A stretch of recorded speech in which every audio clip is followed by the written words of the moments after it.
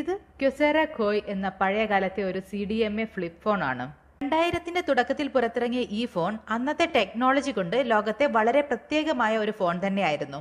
ക്യുസെറ എന്ന ഈ Japanese brand അവരുടെ മാനുഫാക്ചറിംഗ് ക്വാളിറ്റി കൊണ്ടും ദീർഘായുസ് കൊണ്ടുമാണ് അറിയപ്പെട്ടിരുന്നത്. അതിന്റെ നല്ലൊരു ഉദാഹരണമാണ് ഖോയ്. ഈ ഫോണിന് ചെറിയൊരു കളർ ഡിസ്പ്ലേ ഉണ്ട്, എന്നാൽ ടച്ച് സ്ക്രീൻ ഇല്ല. പക്ഷെ ബട്ടണുകൾ വളരെ ഉറപ്പുള്ളതും ഉപയോഗിക്കാൻ എളുപ്പമുള്ളതുമായിരുന്നു. ഫ്ലിപ്പ് തുറക്കുമ്പോൾ കോളുകൾ സ്വീകരിക്കാനും അടയ്ക്കുമ്പോൾ കോളുകൾ കട്ടാക്കാനും സാധിക്കും. അന്നത്തെ കാലത്ത് ഇത് വലിയൊരു സ്റ്റൈൽ സ്റ്റേറ്റ്മെന്റ് തന്നെയായിരുന്നു. ക്യുസെറ ഖോയ് പ്രധാനമായും കോളുകൾക്കും SMS-നും വേണ്ടി രൂപകൽപ്പന ചെയ്ത ഫോണാണ്. ക്യാമറ, ഇന്റർനെറ്റ്, ആപ്പുകൾ പോലുള്ള ഇന്നത്തെ സ്മാർട്ട് ഫോൺ ഫീച്ചറുകൾ ഇതിലില്ല.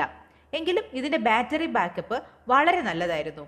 ഒരിക്കൽ ചാർജ് ചെയ്താൽ ദിവസങ്ങളോളം നമുക്കിത് ഉപയോഗിക്കാൻ സാധിക്കും.